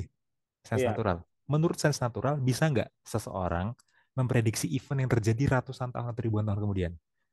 iya, Nggak bisa enggak dong. bisa. Nggak bisa dong menurut sains natural. Contoh, lu Bil, aku ngomong nih. Aku mau memprediksi nanti tahun 2300 terjadi mobil terbang tabrakan di eh, perempatan di Jogja gitu. Di Jembatan Janti mobilnya ketabrak, tapi lagi Jembatan terbang. janji mobil terbangnya ketabrak tahun 2300 misalkan. Gitu kan? Atau misalkan aku bilang, ini contoh ya, contoh aja ya. Contoh, negara Indonesia itu akan cuma bertahan sampai tahun 2500 misalkan. Itu kan idiosinkresis ya, kayak kegilaan gitu ya bagi orang yang percaya Iya, dengan sains natural ya. Dan bisa jadi kalau aku ngarang aku beneran gila tuh. Kalau iya, itu nggak dari ilham Tuhan beneran gila bisa jadi itu. Nah, inilah yang dimaksud dengan metode kritikal. Mereka kritis terhadap kitab Daniel. Loh, kok bisa kitab Daniel yang ditulis abad ke-6 sebelum Masehi menubuatkan kerajaan ini tumbang digantikan kerajaan ini, kemudian tumbang digantikan kerajaan ini, tumbang lagi digantikan kerajaan ini. Kok bisa kitab Daniel yang ditulis abad ke-6 sebelum Masehi meramalkan masa depan, memprediksi masa depan? Ini pasti bohong. Ini pasti bohong. Kan kritikal ya. Ini nggak iya. sesuai dengan sains natural, ini pasti bohong. pasti ini sebenarnya ditulis abad kedua sebelum Masehi. Ya, setelah semua ini terjadi, dia Jadi ditulis setelahnya, tapi pura-pura ditulis pada abad ke-6 sebelum Masehi. dibuatlah tokoh fiktif yang namanya Daniel gitu kan. Ya, mereka bukan bikin tokoh fiktif, mereka bilangnya pseudonym, Oh ya, nama pseudonym. palsu. Jadi sebenarnya tokoh ini dari abad kedua sebelum Masehi pakai nama palsu seseorang yang hidup di abad ke-6 sebelum Masehi yang namanya Nah, Daniel. ya, namanya Daniel. Seakan-akan Daniel memprediksi apa yang akan terjadi setelahnya, Iya, padahal dia ditulis di sini. iya. Dan dia sebenarnya bilang apa yang terjadi sebelum, tapi Semuanya pura-pura terjadi. bahwa ini adalah prediksi. Ya, nah, bagi teman-teman yang belum tahu ya, abad kedua sebelum Masehi itu adalah periode yang disebut dengan periode intertestamental. Hmm. Jadi periode antara perjanjian lama dan perjanjian baru. Ya, setelah Maleaki, sebelum Yesus itu ada 400 tahun periode tuh. Itu kosong, itu nggak ada pewahyuan, nggak ada nabi itu Iya. selama 400 tahun. Dan di abad kedua sebelum Masehi itu adalah zamannya pemberontakan Makabe, Hmm. pemberontakan Makabe. Dan waktu itu Israel tuh dijajahnya sama Yunani. Ya, Hmm. waktu itu nama rajanya itu Antiochus Epiphanes yang dia menajiskan bait suci sampai dia bikin korban babi di bait suci itu. Emang kurang ajar ya Antiochus Epiphanes ini. Tapi maksudnya gini, itu kan di zamannya Yunani. Iya. Nah, maksudnya gini, bagi para pakar yang kritikal gini, wajar aja mereka tahu kalau nanti Babel akan kalah oleh media Persia, kemudian Iya. media Persia akan kalah oleh Yunani. Wong ini ditulis di zaman Yunani kok, tapi Iya. pura-puranya ditulis di zaman Babel, pura-pura memprediksi padahal ditulis setelah sesuatu itu terjadi. Nah, ini kritik yang kalau kritik ini benar gitu ya, semua fondasi nubuatan kita hilang dong. Iya, nggak ada gunanya lagi Nggak kita ada belajar gunanya belajar tabel-tabel nubuatan. itu, hapus aja. Iya kan? Karena apa? Meskipun peristiwa sejarahnya benar, ya, Tapi meskipun peristiwa ternyata, sejarahnya benar, tapi ternyata itu bukan prediksi. Ternyata iya, ditulis setelah terjadi. Itu namanya catatan dong. iya, kayak kita bilang Indonesia merdeka 1945, ya ngomongnya sekarang. Iya, Kan? ngomongnya setelahnya. Ya. Nah, terus kita pura-pura ngomong itu di tahun 1800. Kita Iya, bikin tulisan seakan-akan ini 1800. Padahal kita nulisnya tahun 2024. Nah, kira-kira gitulah. Ya. Nah, kita nggak punya banyak waktu untuk bahas ini. Ya iya, mungkin kita agendakan, Will. Agendakan sesi rekaman yang lain. Kita iya, akan bahas tuntas. Ya, sebenarnya kitab Daniel ini ditulis abad ke-6 sebelum Masehi, sebelum semua hal itu terjadi, atau abad kedua sebelum Masehi, iya, setelah nubuatan-nubuatan yang terjadi. Dan iya. gereja Advent adalah sedikit, bukan satu-satunya, sedikit dari banyak aliran, bahkan dalam Yudaisme dan dalam kekristenan yang masih berpandangan bahwa kitab Daniel itu adalah pada abad ke-6 sebelum Masehi, bukan abad kedua sebelum Masehi. Hmm. Ya, bukti singkatnya aja, karena nggak enak kan kalau nggak dijawab kan. Iya, Ya, tapi ini sama sekali nggak detail ya. Kita akan bikin video lain yang detail untuk membahas ini, tapi bukti singkatnya adalah gini. Yang pertama, dalam kitab Daniel, ya, itu tidak ditulis full dalam bahasa Ibrani. Itu belum iya. bukti, itu prabukti. Ya, pasal 2 sampai pasal 7 itu ditulisnya dalam bahasa Aramaik, Hmm. bukan dalam bahasa Ibrani. Kenapa? Karena settingnya itu di Babylon. Aramaik itu bahasanya Babylon. Hmm. Oke? Menariknya, Bill. Di pasal 2 sampai pasal 7 yang bukan berbahasa Ibrani tapi berbahasa Aramaik, itu banyak kata serapan dari bahasa Persia. Ya. Jadi ini adalah satu dari sedikit kitab di Alkitab yang punya bahasa asing sangat banyak. Oke, Hmm. kitab Daniel pasal 2 sampai pasal 7 itu punya beberapa kata serapan dari bahasa Persia. Hmm. Kenapa? Karena Babylon kalah sama media Persia. Oke? Jadi kitab Daniel itu punya kata serapan dari bahasa Persia. Dan menurut para ahli bahasa Persia, lucu kan belajar kitab tapi belajar bahasa Persia kan lucu. Tapi ini menarik. Menurut para pakar bahasa Persia, bahasa Persianya kitab Daniel nggak cuman beberapa kata sih, nggak full tapi cuma beberapa kata serapan itu sekurang-kurangnya pasti lebih tua dari abad ketiga. Hmm. Jadi nggak mungkin sampai abad kedua, nggak mungkin. Pasti abad ketiga dan bahkan lebih tua dari itu. Jadi kalau ada orang bilang kitab Daniel tulis abad kedua itu nggak mungkin. Bahasa Persia yang diserap sama kitab Daniel aja itu harus lebih tua dari abad ketiga sebelum Masehi. Jadi Hmm. di abad kedua kata itu belum eksis, belum ada. Ada. Gimana bisa? Ini ditulis di abad kedua. Kalau di abad kedua kata itu belum ada, harus lebih tua lagi. Ya, jadi yang pertama kita bisa buktikan dari kata serapan bahasa Persia yang ada di Aramaic sectionnya kitab Daniel. Hmm. Yang kedua, bahasa Aramaiknya kitab Daniel sendiri, Hmm. ya, kita harus tahu bahasa Aramaik itu bisa kita bedakan dari periodenya. Iya. Untuk gampangnya gini, teman-teman nonton film agak lain, oke? Terus teman-teman nonton film Ada Apa Dengan Cinta. Heeh. Nah, terus teman-teman nonton film Warkop DKI, Dono Kasino Indro. Iya. Itu sama-sama bahasa Indonesia loh. Kita Iya. sama-sama ngerti loh. Tapi bisa kita bedakan nggak gaya bahasa 2020, ya, agak lain atau gaya bahasa 2000-an, apa Ada Apa Dengan Cinta atau gaya bahasa sebelum 2000-an Warkop DKI bisa kita bedakan nggak? Bisa loh. Nah. Nah, bahasa Aramaik juga itu bisa dibedakan bahasa Aramaik yang pada Katro. era abad ke-6 atau bahasa Aramaik yang pada abad kedua sampai zaman Yesus itu bisa dibedakan. Iya. Ya, Iya. dan kalau kita belajar secara detail nanti, kita bisa buktikan kalau bahasa Aramaiknya yang dipakai Daniel itu adalah Aramaik abad ke-6. Benar. Itu Hmm. dua bukti internal dari dalam teksnya sendiri. Hmm. Ya, kita nggak bisa detail, kita buka kata-kata apa yang ada dalam bahasa Persia, kemudian bahasa Aramaiknya gimana, tapi kita akan bikin sesi terpisah untuk itu. Ya. Ya. Tapi pertanyaannya belum kejawab nih. Bagaimanakah caranya? Ya, cara kita adalah kita harus mulai embrace kritik tekstual, mau Hmm. nggak mau. Karena gini, meskipun kritik tekstual ini punya bahaya, ya karena dia sangat kritikal terhadap Alkitab, tapi kalau dia dilaksanakan dengan benar, dia bisa jadi punya keuntungan besar loh. Hmm. Ya, kita harus mulai merangkul kritik tekstual. Karena dengan kita merangkul kritik tekstual, kita jadi ngerti kritik sumber, dating tadi, ya, dan lain sebagainya. Ya, nah, tapi dalam melakukan kritik tekstual harus ada satu hal yang dipegang, ya, yang namanya higher view of scripture. Hmm. Higher view of scripture, aku nggak tahu cara menerjemahkannya ya. Tapi itu adalah istilah teknis yang merujuk pada pandangan atau argumen bahwa Alkitab ini memang betul diilhamkan, bukan diilhamkan, memang betul ditulis oleh para penulis manusia dari berbagai zaman, tapi dia higher, dia punya sumber inspirasi yang lebih tinggi, dinafaskan oleh Tuhan tadi itu loh, Theopneustos. Nah, selagi kita kritik tekstual tentang apa latar belakang budaya dari Alkitab, datingnya gitu ya, authorship-nya harus tetap dipegang bahwa ini Theopneustos. Nah, jadi kita dengan melakukan kritik tekstual tapi sambil berpegang pada higher view of the scripture, kita bisa melakukan kritik tekstual yang lebih sehat daripada kritik tekstual yang akhirnya malah meragukan Alkitab. Iya. Nah, mungkin itu sih. Iya. Atau ada tanggapan dari Bill? Iya. Itu apa? Yang artinya bahwa semua hal, semua firman lah, semua firman itu ya, semua firman itu berasal dari Tuhan, ya, Nah, berasal dari Tuhan dan memiliki otoritas tertinggi. iya. Jadi sambil Kalau kritik tekstual, prinsip ini jangan dilupakan. ya Gitu. oleh berbagai macam orang Hmm, dalam berbagai waktu dan tempat. Ya. iya. Ah, Oh ya, itu kurang Bill. Aku mau tambahkan lagi. Jadi gini, apa misalkan tuh? kita kan belajar kitab Daniel tuh orang Advent kan rajin banget tuh belajar kitab Daniel kan. Nah, coba sekali-sekali jangan langsung belajar, oh, nubuatan ini Artinya, simbolnya ini, maknanya ya, ini. Coba coba ada bagusnya juga kita embrace kritik tekstual. Oh iya ya, Daniel ini satu. nulisnya kapan ya? Nah, Gitu ya. Terus Daniel ini nulisnya dalam bahasa apa ya? Terus mungkin banyak orang yang belum tahu kalau Daniel itu nggak full bahasa Ibrani, ya, ada ya, sebagian bahasa Aramaiknya. ya, nggak Nah, semua, nggak banyak ya orang. kan?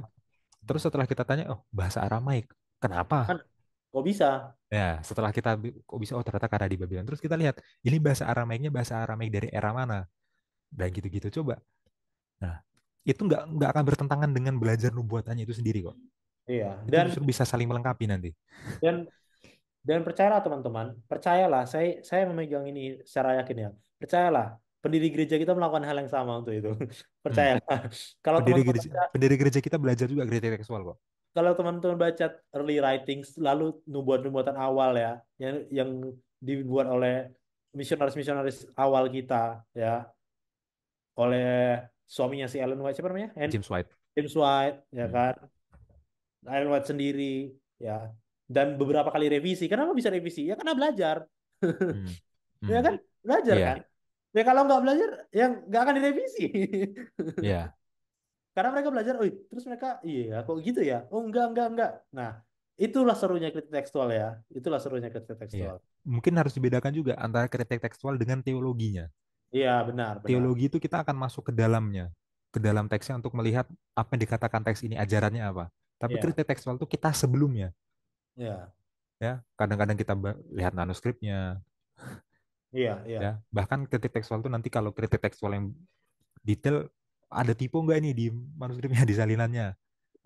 Nah, hal-hal kayak gitu. Ya, maksudnya gini, higher view of scripture itu nggak mungkin melupakan teologi. Tapi iya. kalau kritik tekstual tanpa higher view of scripture bisa jadi kritik tekstual tanpa teologi. Ya, dan itulah yang setan mau enforce di Ya, abad ke 19 dan seterusnya. Enlightenment itu. Ya, Nah, kalau kita orang Advent boleh aja kritik tekstual, tapi sambil berteologi karena ini Theopneustos diilhamkan oleh Allah. Jangan hmm, kritik tekstualnya berhenti di situ, ya. Dan bagusnya jangan hanya teologi doang juga. ya, harus Nah, backup by a baik strong kritik text tekstual. tekstual gitu, ya, Ya, gitu. bagus sih, bagus sih. Dan apa namanya? Dan menurutku itu esensi ya, esensi esensi bahwa masa sih kita nggak tahu apa yang kita percayai itu kan sebenarnya intinya. Masa Hmm, emangnya kamu terima ini terima aja gitu. Kamu nggak iya, penasaran gitu ini benar apa salah. Ya iya, kan? Bagi iya. saudara-saudara yang lahir Advent ya, maksudnya kamu nggak bertanya apa jangan-jangan semua kepercayaan ini adalah salah gitu kan. Hmm, Nggak pernah tanya gitu iya. ya. Ya, itu Hmm, berbahaya ya.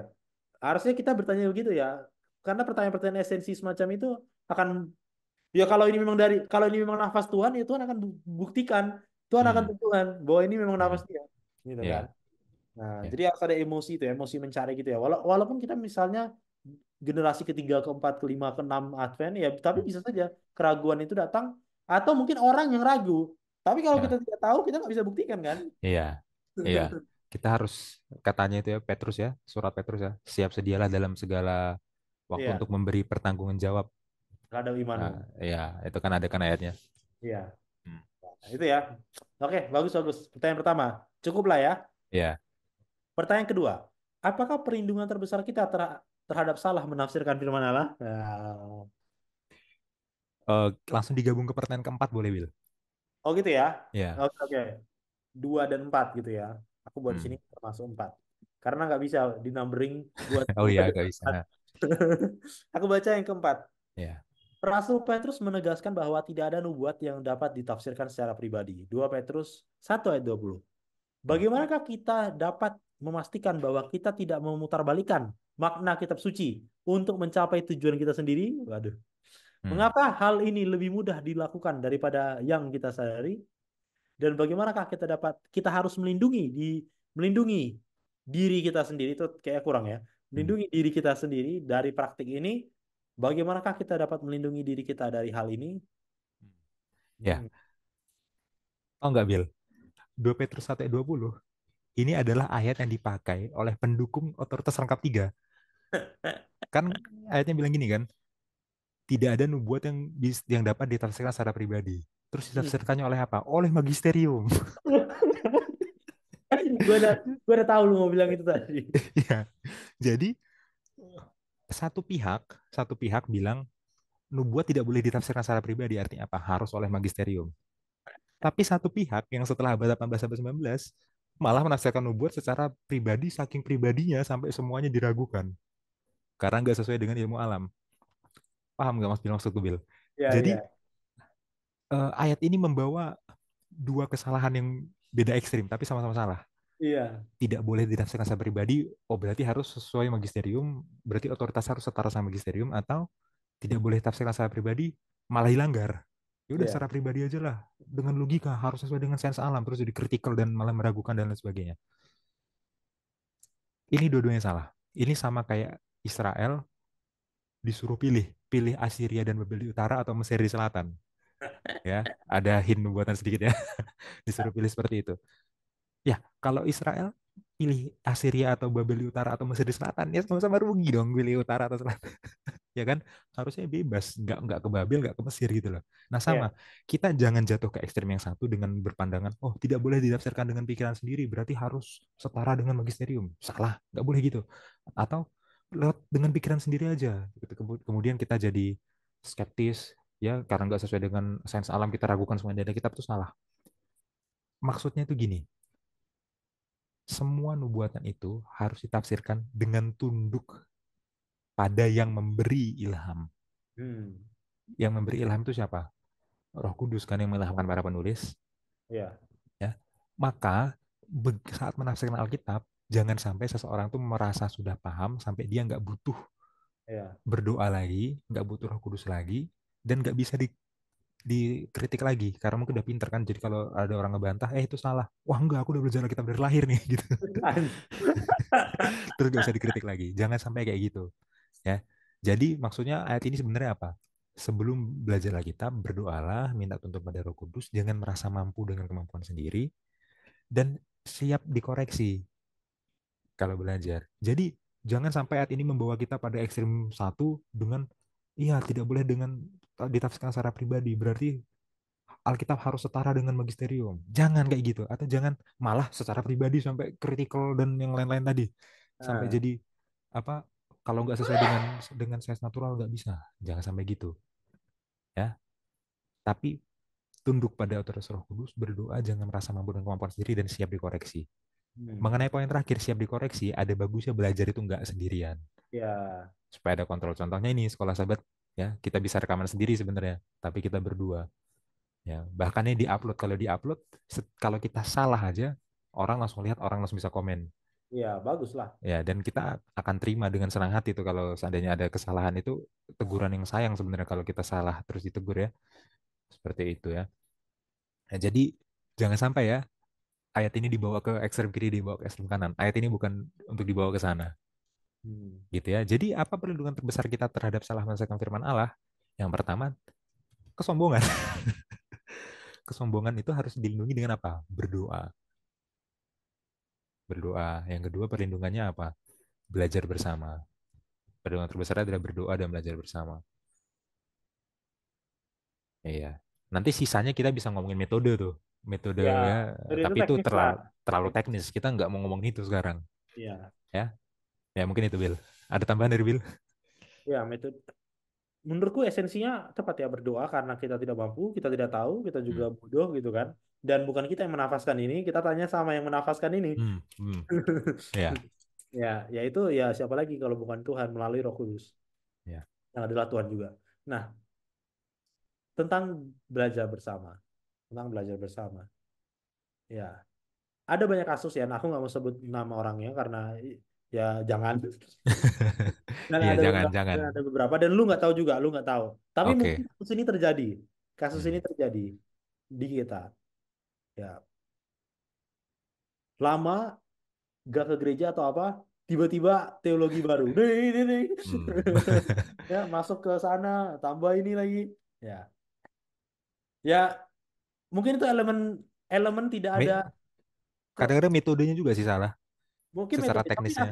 aku mau highlight belajar bersama. Tidak ada Oh, balance, kontrol. tidak ada check balance. Iya. Nah, aku mau itu. Apapun metode dia, ya itu teknis lah. Tapi maksudnya Hmm. seandainya ketika dia menemukan itu, seandainya ketika dia belajar itu, dia ada check and balance, entah itu di komunitas, orang muda, atau itu di sekolah sahabat. Ya kan harusnya sekolah sahabat itu kan menjadi check and Check balance. and balance ya. Bertanya, Pak, ini maksudnya apa? Lah itu check and balance. Iya, Gitu kan. iya. Pemimpin bisa kasih pandangan, kalau nggak ngerti, kita tahan ya, nanti potong kita tanya pendeta. Kan nggak ada salah. Iya. Atau nanti potluck kita diskusi lagi Diskusi atau apa? bareng. Iya. Iya. Hmm. Lah itu kan belajar bersama. Makanya Makanya hati-hati pada saat kita mulai meragukan gereja atau sakit hati. Hati-hati ya menerima teologi-teologi baru. Hmm. Sendiri. Iya. Sendiri. Nah, itu ya. Artinya gini teman-teman, kalau kita nggak punya pandangan rangkap tiga kayak tadi, gereja itu tetap punya otoritas loh. Iya, Jadi maksudnya otoritas gereja nggak setara sama Alkitab, nggak benar. setara, tapi tetap ada otoritasnya. Bukan berarti dia nggak ada Bukan berarti otoritas. dia nggak ada otoritasnya, meskipun otoritasnya harus tunduk ke Alkitab, tapi ada otoritasnya loh. Jadi jangan Iya, jangan malah ke ekstrim yang tidak ada otoritas gereja. Wah, itu ekstrim yang salah juga itu. iya, Tapi jangan juga ke ekstrim otoritasnya gereja setara dengan Alkitab, itu salah juga. iya, iya, Ya, setuju. itu. Setuju. Dan ya itulah, itu sih Yan kalau dari aku. Apa namanya? ad- Thank you lu udah tambahin otoritas gereja, dan itu juga sangat bantu dalam kritik tekstual kan. Kita juga mencari sumber, lihat peer Iya, review-nya apakah peer dari review. kalangan Adventist Theological atau bukan gitu kan. Hmm, Kalau hmm. bukan, dia peer review-nya berapa banyak, apakah dia diakui. Bahkan dari Adventist pun ada yang berbeda pandangan sesama Ada, Adventist. Lalu kita ada. lihat yang lebih populer yang mana, yang lebih masuk akal baru. Ya, itu penting ya. Maksudnya bahkan dalam hal itu aja, ada perbedaan. Ini udah Iya, sama Advent gitu. iya. Dan Apalagi kalau kita kita. lihat scholars itu, mereka itu sangat rendah hati terhadap kritik ya. Iya, iya, Eh, iya. Masa kan kita yang belum belajar sebanyak Belum itu ada kan, apa-apanya. ya begitu punya pandangan dibantah dikit, oh nggak mungkin ini otoritas saya udah setara dengan kita. Ya, ya jangan gitulah ya teman-teman ya. Iya. Ya itu itu kekhawatiran sih sebenarnya. Dan mungkin itu terjadi ya. Saudara punya kenalan, punya saudara yang tiba-tiba Hmm, tahu-tahu udah beda aja jadinya. Maksudnya kayak ya hilang aja gitu. Nah, iya. itu awalnya dari itu ya. Tidak ada orang yang ya tidak ada belajar bersama lah. Hmm, Seandainya pada saat dia mendapat itu dia punya komunitas untuk membagikan gitu ya. Itulah pentingnya komunitas ya, saudara. hmm. Menurut saya, itu menurutku. Ada lagi kan dari lu? Udah, Udah? Kita udah, ke pertanyaan terakhir ya. ya. Nomor 3. Upaya utama iblis dalam pertentangan besar antara yang baik dan yang jahat adalah untuk memfitnah karakter Allah dan menampilkan dia sebagai seorang tirani. Ya, harusnya kurang I nggak sih KBBI-nya? Tirani itu kata benda tirani itu apa institusinya? Tiran itu pelakunya. Oh ya, oke, oke, oke. Iya. Seorang tiran yang otoriter dan tidak mengasihi.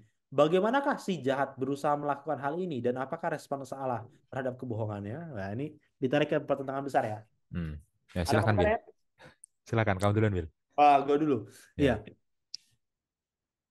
Menurutku, menurutku dia Marvin Lee, Marvin Lee pertanyaannya gini kan sebenarnya. Oke, kalau misalnya kita tahu bahwa yang setan lakukan adalah memfitnah karakternya, Hmm. gitu.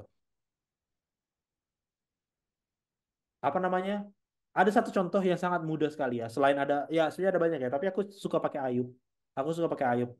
Nah, di Ayub 2 itu kalau saudara-saudara baca, saudara kan lihat ya. Ketika setan pertama kali datang, sebelum dia 2 kali datang kan. Hmm. Pertama kali datang, mencobai Ayub, dia akan bilang seperti ini. Allah akan tanya, dari mana saja kamu? Gitu kan. Aku dari sini, gini, gini, gini. Apakah kamu tidak melihat Ayub? Hambaku Ayub. Ya. Hambaku Ayub. Artinya apa? Sudah ada pertentangan sebelum itu. Ya kan logikanya, misalnya gue baru ketemu lu ya. Hmm. Gimana semalam? Terus lu nggak ngerti, semalam apa gitu kan? Iya, Nggak tahu. iya. Artinya sudah ada pembicaraan tentang sesuatu sebelumnya. Hmm. Ada Hmm. sesuatu konsep atau suatu masalah yang kita sudah sama-sama tahu sehingga Ayub itu dijadikan sebuah objek. Hmm. Apakah kamu tidak melihat Ayub gini gini gini gini gini? Lalu setan menjawab, iya tentu saja kita tahu ceritanya. Tentu saja dia menyembah kamu kan kamu kasih dia ini. Ya, Dari sini kemakmuran, saudara. kekayaan. Iya, iya. Dari sini saudara, kita tahu bahwa setan itu bukan hanya memprotes perlindungan Tuhan terhadap Ayub satu, bukan hanya memprotes Ayub menyembah dia karena Tuhan kasih segalanya, Hmm. tapi dia juga memprotes judgment Tuhan terhadap si Ayub. Iya, emang udah bener cara kamu menilai dia. Iya, karena Tuhan bilang, apakah kamu bagaimana menilai? Coba kamu lihat. Itu Iya. artinya Tuhan sudah memberikan sebuah judgment, sebuah pertimbangan, sebuah penilaian terhadap si Hmm. Ayub kan. Iya. Karakternya baik, soleha gitu misalnya. Hmm. Ya, Hmm. tapi setan bukan cuma meragukan yang dua yang sangat sangat terlihat, tapi setan meragukan penilaian Tuhan. Penilaian ini adalah bukti dari karakter Tuhan yang dia tentang itu kan. Penilaian itu kan menilai karakter, gitu kan. Itu buktinya ya. Bukti bahwa setan memfitnah karakter Allah. Bukti bahwa setan memfitnah. Nah, pertanyaan sekarang, bagaimanakah si jahat berusaha melakukan hal ini? Ya, menggambarkan bahwa dia ini adalah orang yang tidak mengasihi Hmm. dan respon. Jadi tadi dari ayat kita sudah mengetahui bahwa iya dia memang memfitnah karakter Allah.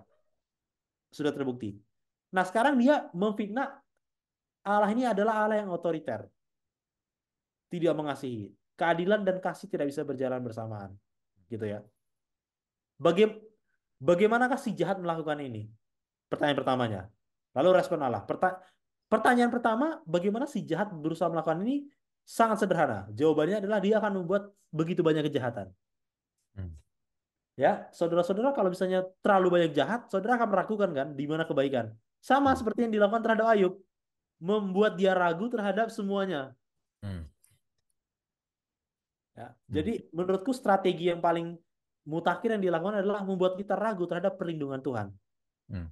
Membuat kerusakan di dunia ini, kejahatan di dalam kehidupan kita, entah itu secara esensi, wah banyak sekali ya, peperangannya itu kan esensi ya. Kita nggak perang, tapi kita lihat beritanya. Atau misalnya kesusahan dalam diri kita yang kita rasakan juga, ekonomi sulit, Misalnya, Hmm. atau ada kesehatan, gangguan kesehatan, atau bisa di pekerjaan sudah bekerja tapi ternyata ditikung gitu kan, atau misalnya di omong-omongan yang jelek, difitnah, ya itulah yang kita alami. Membuat membuat kita akhirnya lupa akan perlindungan Tuhan dan wah Tuhan itu tidak ada, meragukan. Itu adalah cara setan menurutku ya, secara pribadi. Hmm. Nah, lalu apa respon Allah terhadap kebohongannya? Respons Allah terhadap Ayub apa kira-kira pada saat seperti itu? Ayub tidak bersalah, ya kan? Dan misalnya kita di keadaan yang sama, kita tidak bersalah, ya. Kita sudah belajar triwulan kemarin ya, bahwa itu realitanya terjadi pada kita. Satu kutipan yang lain bilang bahwa ya kita meragukan Tuhan, melupakan perlindungan Tuhan adalah apa namanya? Aku lupa eksaknya. Salah satu caranya adalah kita meragukan perlindungan Tuhan di masa lampau. Ya. Hmm. Hmm. Artinya artinya apa, saudara-saudara? Tuhan itu sudah melakukan semuanya di masa lalu. Ya kadang-kadang kita lupa. Respons Allah adalah mengingatkan kita, oh aku tuh dulu Allah yang seperti ini loh dari zaman Adam sampai Musa dituntun sampai Yerusalem, keruntuhan Yerusalem, rumah runtuh pun aku ingatkan, Hmm. aku masih Allah yang sama sampai sekarang di abad ke-21 ini. Hmm. Itulah respons Allah, mengingatkan kita terhadap apa yang dia sudah lakukan dari dulu. Bahwa ternyata setan tuh bohong. Karena aku adalah Allah yang sama dari dulu sampai sekarang. Nah, untuk menghadapi semua kebohongan yang setan lakukan, gitu ya. Jadi menurutku kita akan sangat lemah kalau misalnya kita tidak baca Alkitab. Hmm. Karena semua janji Tuhan di masa lalu itu ada di sana. Jadi kalau Hmm. kita tidak baca, ya bukti apa yang kita bisa pakai untuk Tuhan gitu kan? Bukti apa? Hmm. Oh mana nih katanya baik. Nah kalau kita baca, oh iya Hmm. memang dia baik gitu kan? Hmm. Oh iya dia memang benar. Gitu. Itu mungkin yang dari aku. Ya. Kalau tambahan dari aku ada di pelajaran hari Selasa, Bil. Selasa Selasa ya. lagi. Tapi paragraf ketiga dari terakhir, sebelum terakhir. Nah, Dari ini lagi pula, dari lagi pula, keempat kalau berarti. lagi pula, apa yang akan kita ketahui tentang rencana keselamatan tanpa kitab suci? Ya, lagi-lagi ya. Seberapa banyak, jika ada, yang akan kita pahami tentang kelahiran, kehidupan, pengajaran, dan pelayanan Yesus? Tanpa kitab suci, apakah kita dapat memahami kedalaman pengorbanan Kristus, kemuliaan kebangkitannya, kuasa pengantaraannya, dan keagungan kedatangannya kembali? Semua kebenaran penting ini dinyatakan, diajarkan, dan ditekankan dalam firman Allah. Firman Allah dan firman Allah itu sendiri harus menjadi standar terakhir dan tertinggi untuk memahami semua kebenaran yang suci. Iya. Tadi Bill udah jelaskan ya, serangan setan adalah karakter Allah itu nggak bisa adil dan kasih di saat bersamaan. Hmm. Tapi ternyata pengorbanan Yesus di kayu salib itu membuktikan kalau keadilan dan kasih bisa berjalan bersamaan. Tanpa Alkitab kita tahu nggak kalau Yesus mati untuk kita di kayu salib? Ya. Tanpa Alkitab kita nggak akan tahu itu.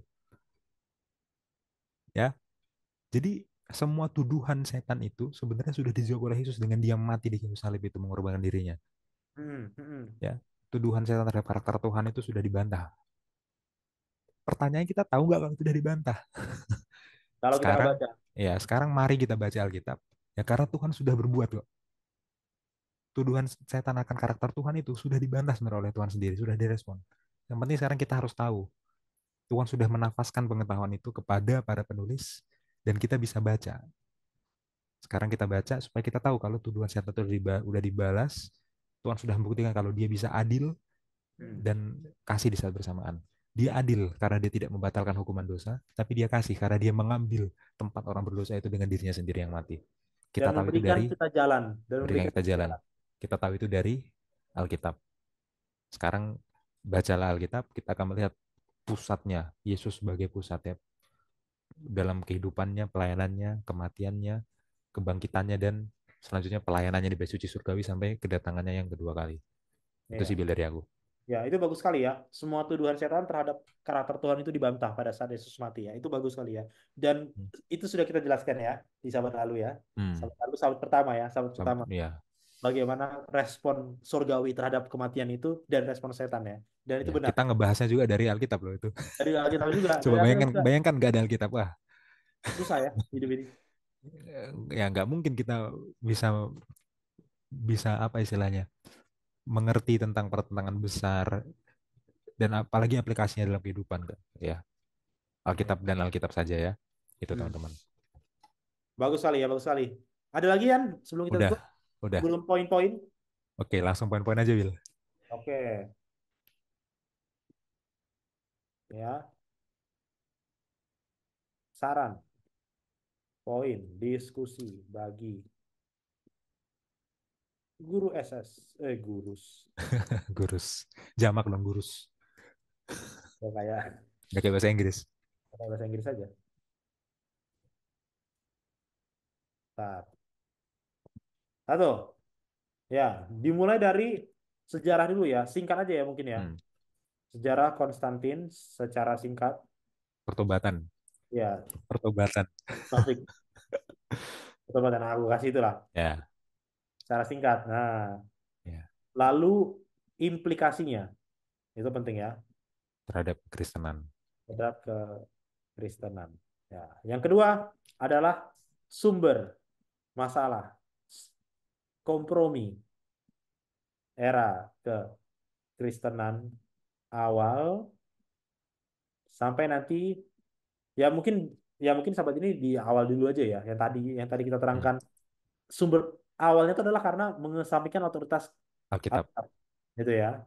Jadi itu harus sangat dibahas, harus sangat dibahas. Ya memang Iya. singkat kok ini pelajaran yang kali ini ya. Hmm. Ya kalau sempat perubahan sahabat lah. Perubahan hari Sabat ke hari Minggu. Paham ya,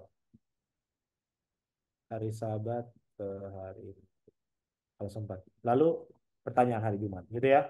Iya. Serunya nih malah di pertanyaan hari Jumat ya. Iya. Se- Pertengahan hari Jumat tuh udah ke tantangan modern malah. Iya, Bukan yang bagus di itu. zaman sejarah dulu abad keempat, abad kelima lagi.